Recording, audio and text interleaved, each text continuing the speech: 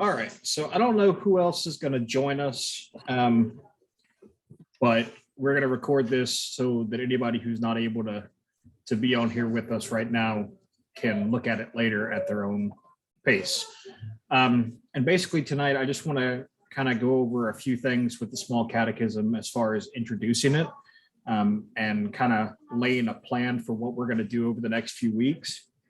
And then I'm waiting for some books to come in from Augsburg Fortress that'll guide us through. I've done this study one time before with St. Michael, and I basically made it up on my own with the help of an older book that they had. This new book that Augsburg Fortress put out is a book from the 500th anniversary of the Reformation. So I'm hoping it'll be a little up to date and decent, but I'll have to wait and see when it gets here. Augsburg Fortress can be hit or miss, especially since we spun them off and they're not subject to theological review anymore. Yeah. So I have my virtual background up so you can't see my dirty house. These are the Old Testament prophet window from my internship congregation in Pennsylvania. So that's Isaiah over that way. There he is. Isaiah, and then Jeremiah, Ezekiel, and Daniel. And these windows, they're up close right now because of the way I've got the picture, but they're about 20 feet tall. Oh. Hi, Rosie. So why don't we start with a word of prayer, and then we'll get into what we're going to do this evening. The Lord be with you. Also with you. Gracious and merciful God, we thank you for the opportunity to come together through Zoom technology, since we can't be together in person with this seemingly never-ending pandemic happening. We thank you for this opportunity to gather, and we thank you for the opportunity to learn a little bit more about our faith this evening and as we go through this study, so that we can try to be better at the things that we claim to believe and try to live that life a little bit closer to the way Jesus would like us to.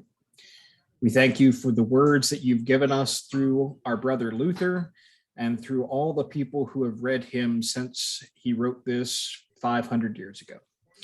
We thank you for the blessings of our congregation and those who are gathered here tonight, both with us in person and who will watch this video later. We thank you for all the things you do for us, and we ask that you walk with us through the days of our lives. In the name of your Son, Jesus Christ our Lord. Amen. Amen. So I have here a copy of Luther's Small Catechism. That's not going to work. I'm going to have to turn off this filter. Hang on a second. Oh, virtual background, none. All right. Ignore my dirty house. Oh, it looks fine. Tammy backed herself in a nice little neat corner. Yeah, just especially so nobody can see my messy house. Yeah. So what I have here is the new edition of Luther's Small Catechism. This one was printed around the same time that the new hymnal, the ELW, came out. And it was redone to print the Apostles' Creed and a few other things in the translation that we use in the hymnal. Because you'll notice that when we switch from the green book to the red book, we made a change in how we translate the Apostles' Creed and the Nicene Creed. That's very noisy. Sorry. And so we had some changes there. The version of Luther's Catechism that I got when I went through confirmation was a blue book that was probably twice as thick as this. And we were expected to know it front to back, cover to cover, because confirmation was like 3 years long. And only then, after you got done with confirmation, could you take communion, and it was a whole thing. Nowadays, most confirmation programs aren't like that. And communion, I mean, you see Lexi getting communion every Sunday. So, but Lutherans have not always had Luther's Small Catechism. So let's talk about backgrounds for a second. Tammy, did you grow up Lutheran? I was confirmed, but we were military. We had everything. Okay. And Judy, you were Catholic at one point, weren't you? Yes, I was. Can you turn that dishwasher off? So, I'm a cradle Lutheran. I've been Lutheran all my life, and I've been to different churches because I had friends who were Baptist or Methodist, or I went with Rosie's people a few times because they're Pentecostal holiness, and that ain't my speed, but to each their own. That ain't nobody's speed. Wow.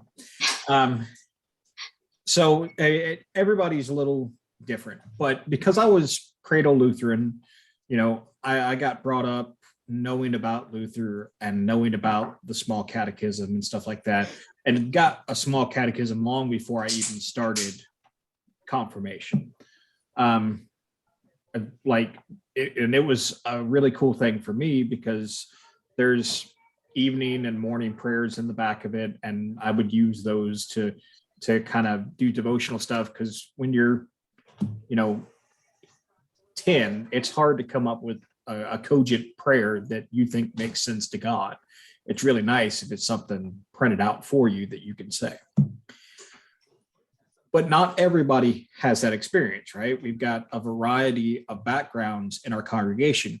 And so when I'm preaching about Lutheran stuff, I have to try to remind myself that not everybody is as familiar with that stuff as I am, having grown up in it and having gone to seminary with it and never having really been outside the Lutheran church.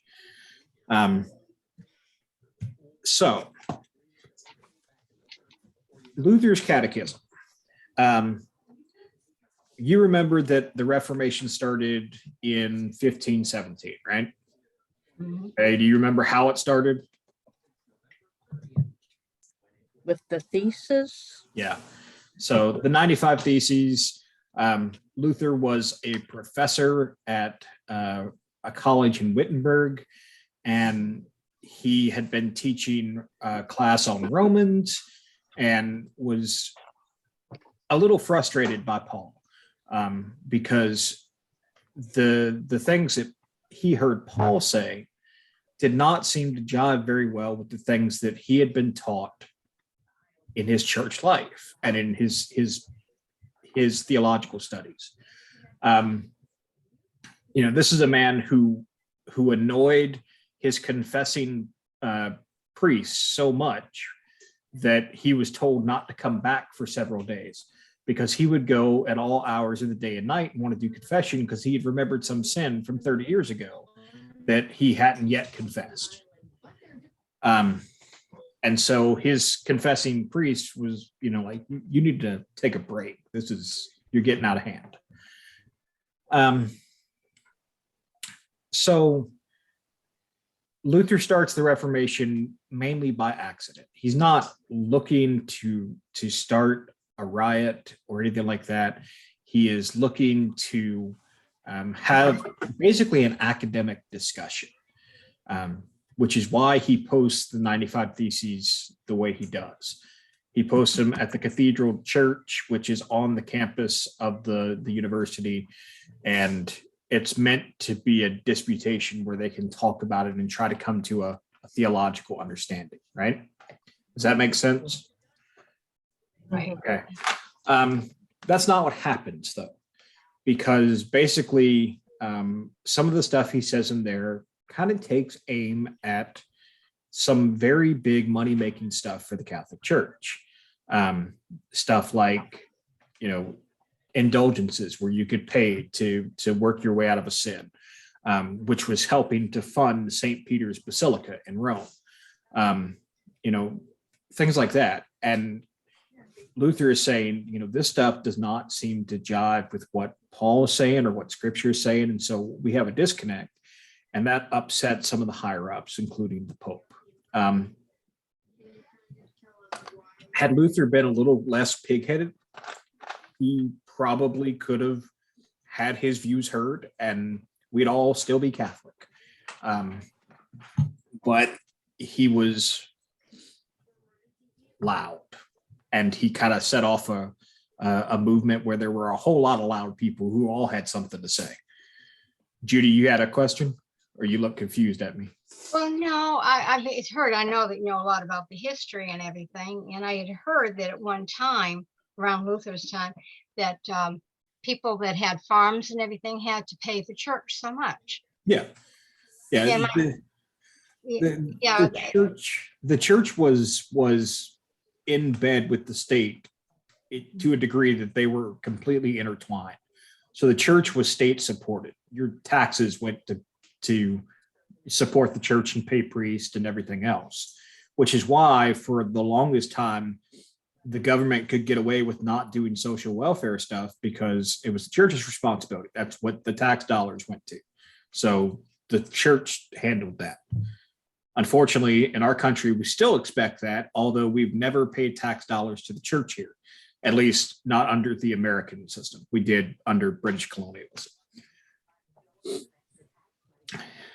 So, was there anything else to that, Judy? no, I mean, I just know, you know, from a little bit being being in the Catholic Church and things that happened there. And I remember my grandfather stopped going to church because he had to pay for the pew. He had to pay for where he sat. Yeah. And that happened even in Lutheran churches. So like churches, older churches downtown, like St. John, St. Johannes, St. Matthew's, they still have the enclosed pews, and you can still see name tags on them. I think St. John's actually still does sell their pews. What happens to the poor people? Balcony seating? I don't know. Wait in line. So, yeah. But the church has always had some issues, right? Even the Lutheran Church, every church has its own set of hypocrisies to some degree or another. So Luther starts his Reformation more or less by accident. Really digs his heels in when he's summoned to the Diet of Worms, where he presents the Augsburg Confession, which really is not his writing, it's Philip Melanchthon's writing.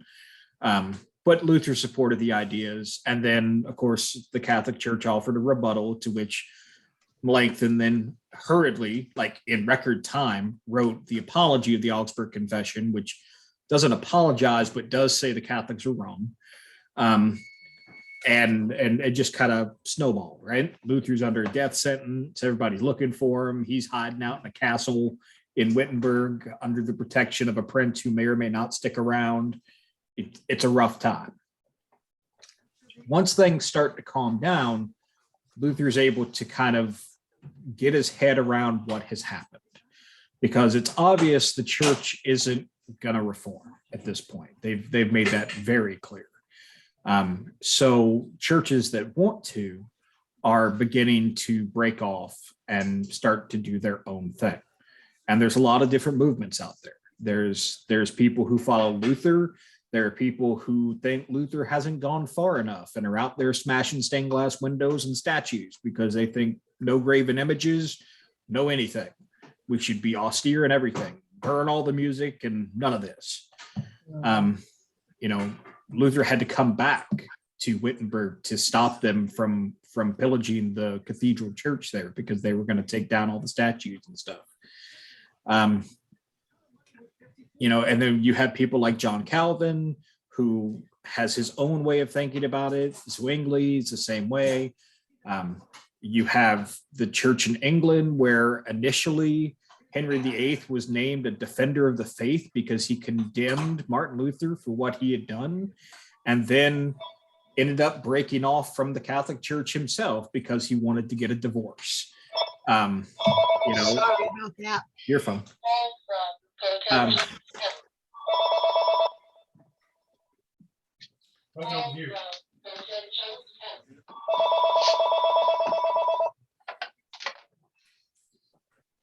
Sorry.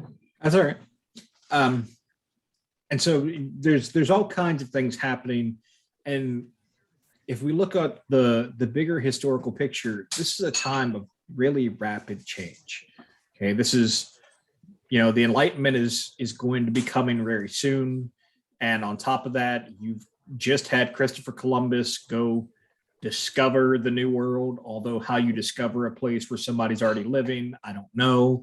That'd be like me rolling into your living room and like, I have discovered this. This is Joshlandia now. Congratulations. But that's neither here nor there. Oh, that would be funny. Yeah, it would be funny. It's Joshlandia everywhere. So there's a lot happening in the world, and there's a lot of fear and worry and concern. And so this is the world that Luther is faced with, right? Things have radically changed for him. He's gotten married to a former nun. They have kids, and everything's different than it was. So in 1529, Luther sets out on a tour of the area churches near him. And one of the things he wants to do is talk to people, because Luther is a parish pastor. That's his thing. He wants to talk with people and get to know them and see where they're at. And he realizes very, very quickly that not only do the pastors who are out there not know anything about the faith, the regular people know even less. And this is partially because reading is not a big thing at that point. You would have to go through a lot to learn to read. Your average person couldn't. And even if they could, your average Bible translation at that point is still in Latin. And so you would need to know what was essentially a dead language in order to be able to understand any of this.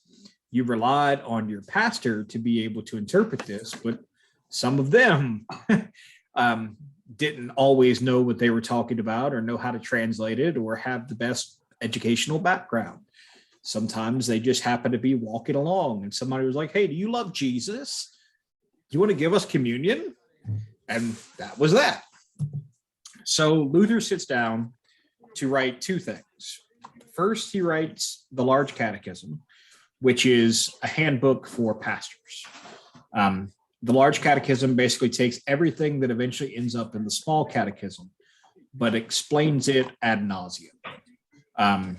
So he's got 32 pages on the first commandment alone, and what it means. This is the stuff that I had to go through in seminary. We keep all of these things, the Augsburg Confession, the Apology, the Small Count Articles, the Large Catechism. It all is contained in one big book called the Book of Concord, which are the confessional documents of the Lutheran Church. We say in our Constitution that we confess that we believe the things in there. Most of us don't know what's in there, but we believe them, right? If you go to seminary, you get to read it and you get to find out all the things that are in there, and it's just so much fun.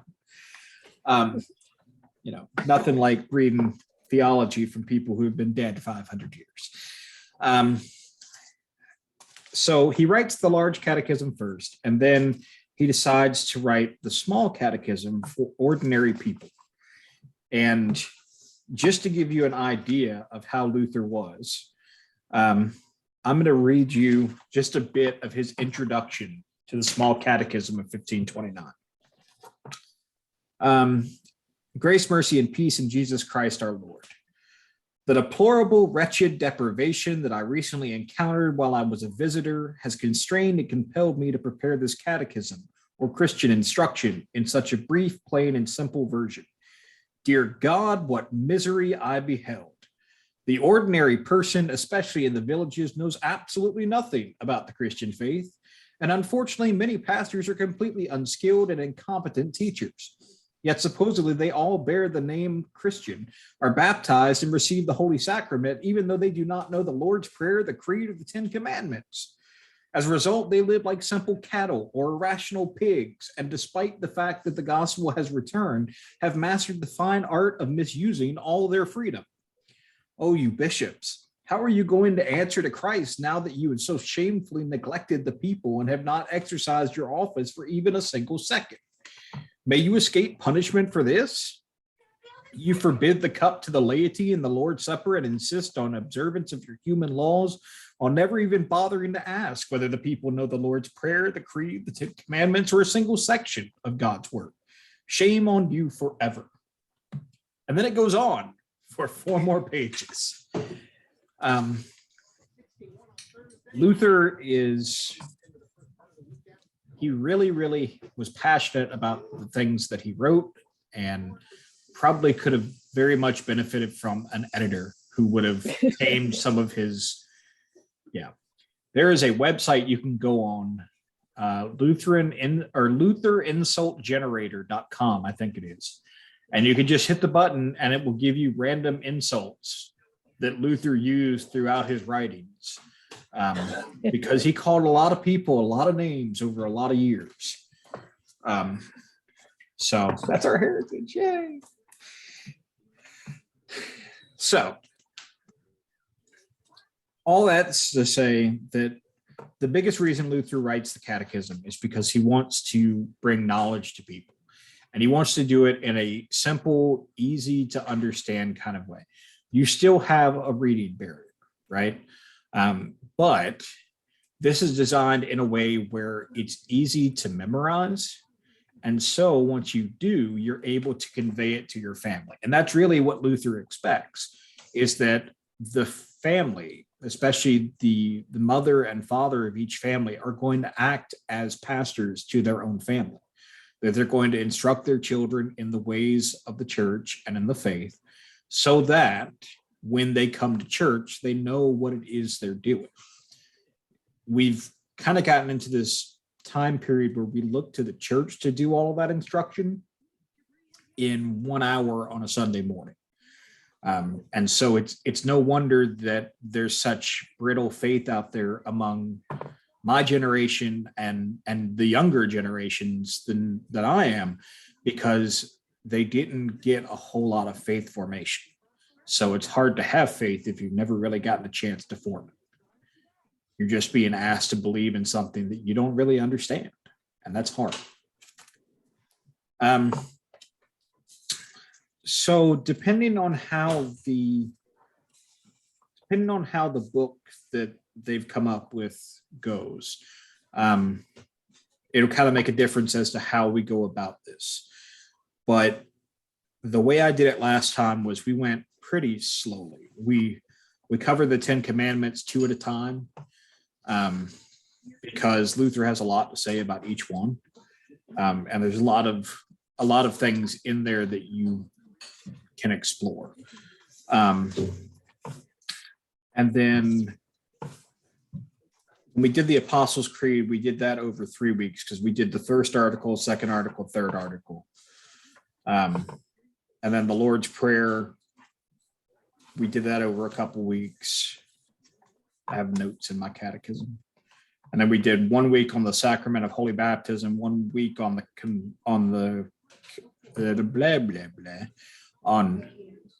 communion.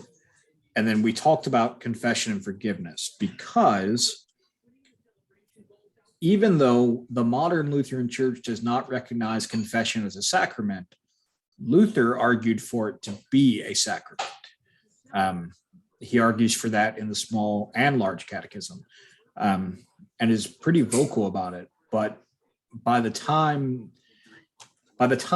Luther dies and all the wars settle down and a bunch of theologians are able to come together to produce the Book of Concord and find something that they can have concordance on, confession has kind of fallen by the wayside, so it doesn't end up as a sacrament of the church, which is unfortunate.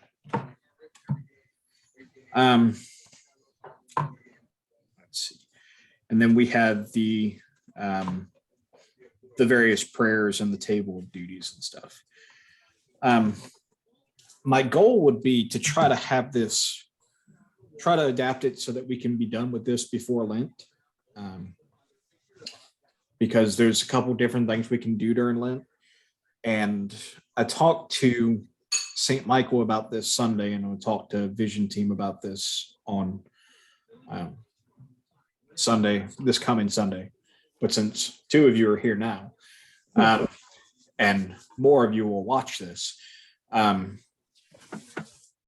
think rather than trying to have two different services, midweek services during Lent and Advent, which can get to be pretty taxing, especially like Christmas week. That was 8 services in 7 days. That was a lot.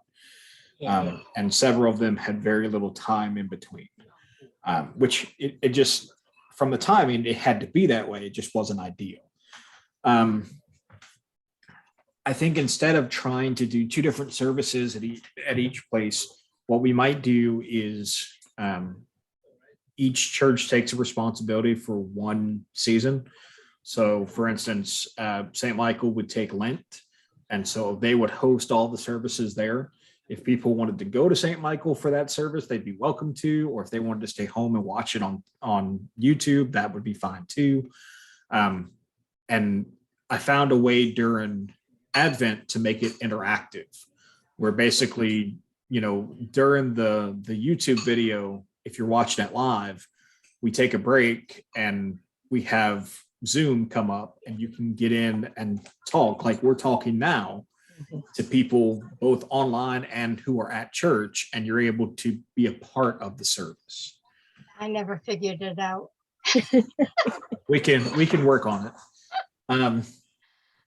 So I think I want to kind of move that direction, and then Christ Community can handle Advent as we get later on in the year, and St. Michael will either come over or live stream those services. And that gives us time to get back in the sanctuary and get all our technology stuff in place so that we're ready to do that. Sounds good. And that way we're not stretching ourselves. And yeah, because I found out Sunday, a lot of people were apparently very concerned I was going to end up in a car accident. So that was actually the farthest thing from my mind. I was more worried about being late. So yeah. What else do I want to say about the catechism? What questions do you have about the catechism?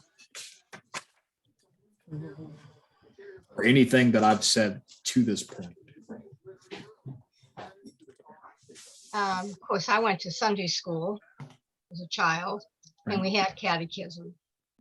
So how close it's going to relate to some of the things I'm reading that I'll read here, I don't know.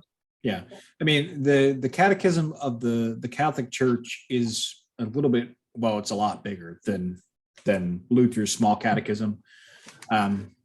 It's also a kind of a later thing, but it's going to be close. Honestly, Lutherans and Catholics don't differ in theology that much. We argue, but we really don't differ in theology that much. There's a difference in how we talk about salvation, and that's the big one, in that, Lutherans don't put a lot of emphasis on the value of works as far as earning your way to a certain place. We do value it as far as being thankful for what you've already received, but Christ has done all the work, right? Whereas the Catholic Church would say, well, you have a responsibility too. I can see both sides of it. I think if you look at Paul's writings, especially in Romans, that's where the Lutheran perspective comes from, and we would fall more in line with Pauline theology. The Catholic Church would fall more in line with the kind of an understanding of the Old Testament theology into New Testament theology. You pay your money, you take your bet. The one thing I can be sure of is there's going to be more than just Lutherans in heaven when we get there. There'll be Catholics and Presbyterians and everybody else. I don't have an all-inclusive list, but I'm sure there will be quite a few people who I will be shocked to see. And I'm sure there'll be quite a few people shocked to see me. How did you make it? Yeah.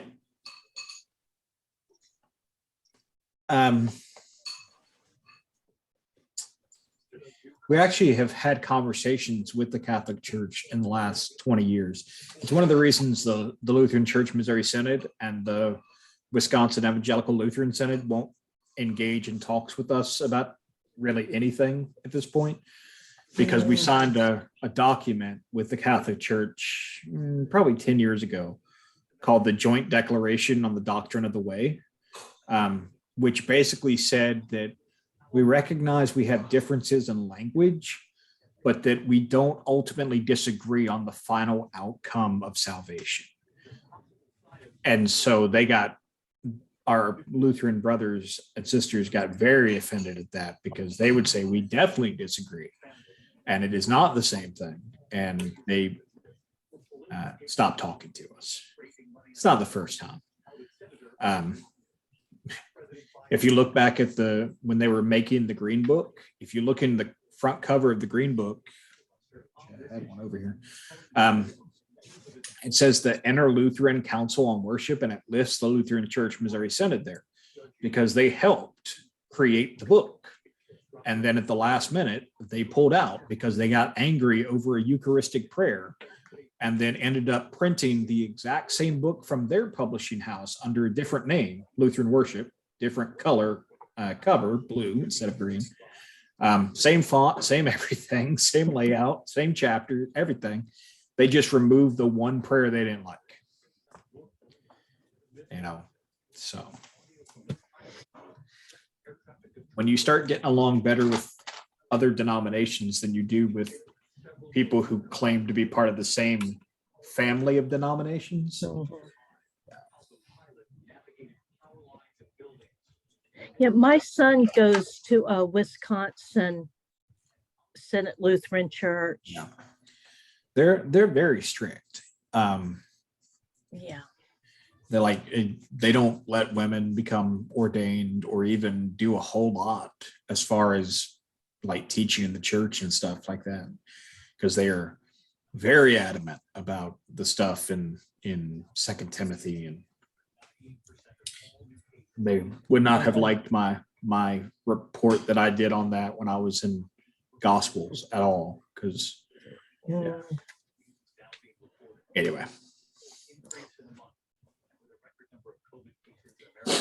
So, questions about the catechism or anything that I've said?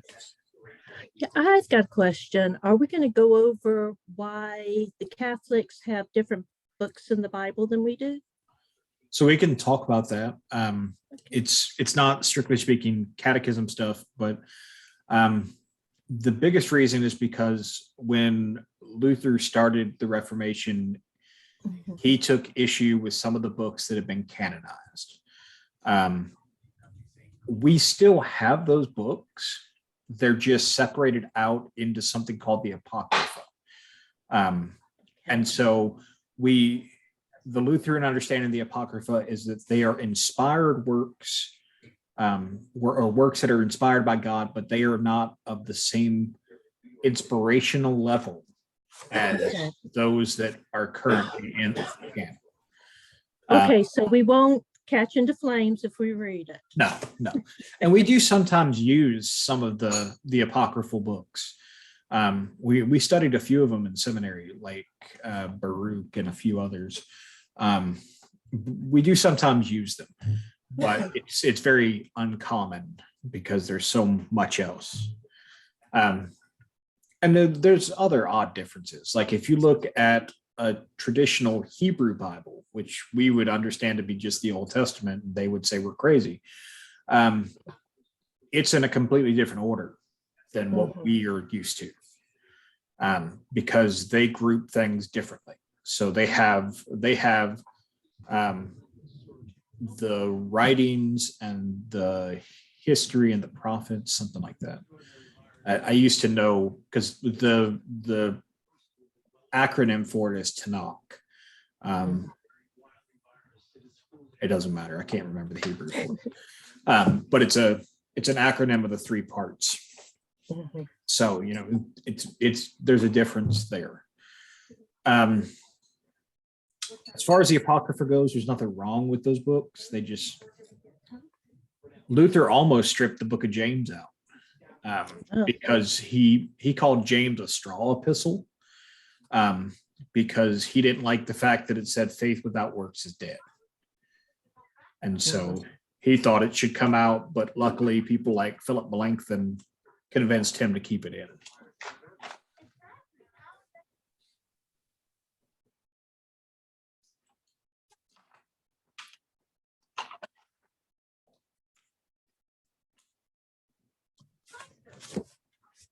What else?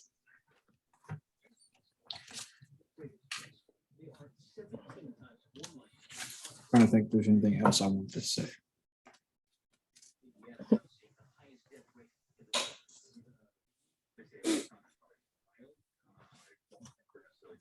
I don't know, we can always get you started on some history. I love to hear all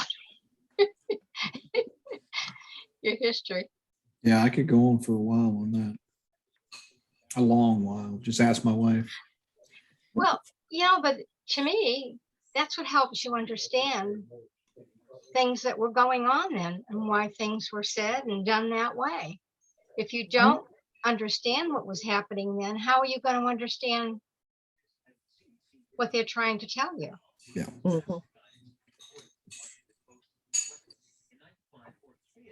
Anyway, that's my feeling on it.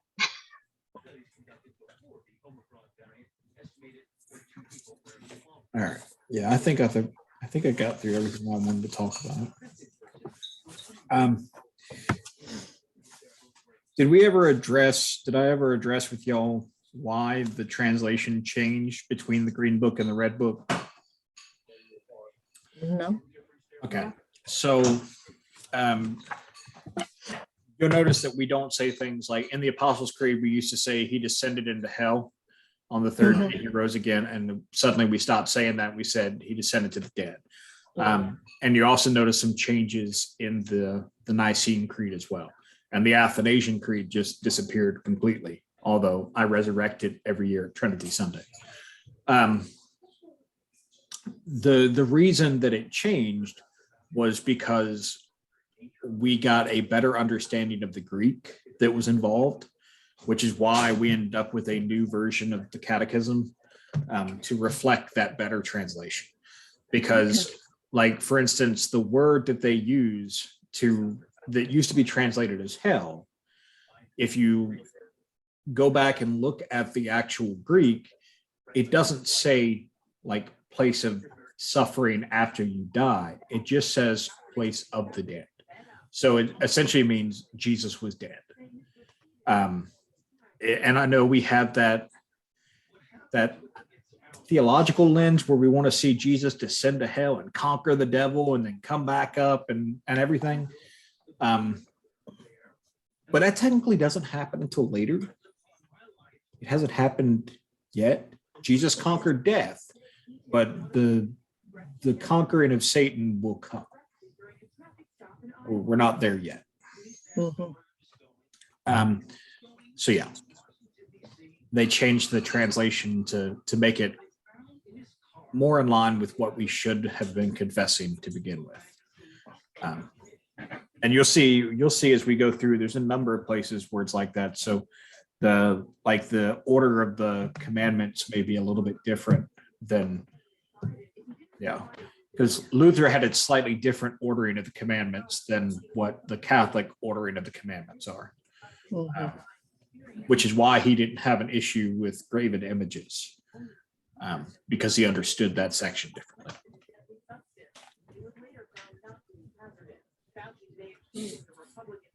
All right. So I've said everything I want to say. If y'all have any questions, ask away. And if not, we're going to go ahead and end it here. And we will pick up next week with the first and second commandment, depending on when those books come in.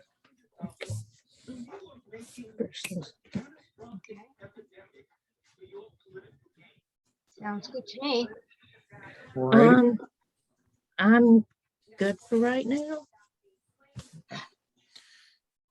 Yes. Did you say something about, is Vision Team supposed to meet next Sunday? Yes. Oh, thank you. I didn't have it on my calendar, so I will put it up there. Yeah. Okay. So, and hopefully it'll be a quick meeting. One thing we have to discuss is the fact that my computer is, yeah, Nah. Mm, it decided that it doesn't want to let me use the USB-C port, which is a charging port, and the HDMI port, which are the two ports that I use the most because they connect to everything that I have in the office. mm, And of course, it's out of warranty. So, mm. Have you checked around to see what it would take to replace it? well, I'm gonna look around and see what the options are, but I haven't started yet, just because I was trying to see if I could get the software to update enough to fix the problem, and it's I wasted 3 days doing that. I even reset it and deleted everything, and it still doesn't do work. Mm. Could be worse. Could be. Yep. Always be worse. Goodness. All right. Look on the bright side of things. So if that's everything, then we're gonna go ahead and end here. And I will see you all on Sunday. I accidentally called you. It Okay. was an accident. Yeah, that's fine. I thought it probably was, but I saw the missed call, so I figured I'd call you back. Okay. I appreciate that. He keeps a book, Tammy, don't. He keeps a book on people who do things like that. Yeah, Probably in it. have a list. All right, good night, Pastor. You Y'all have a good night. You too. Bye bye. Alex, do you want to say bye? Oh. All right. Yep. Bye bye. Good night.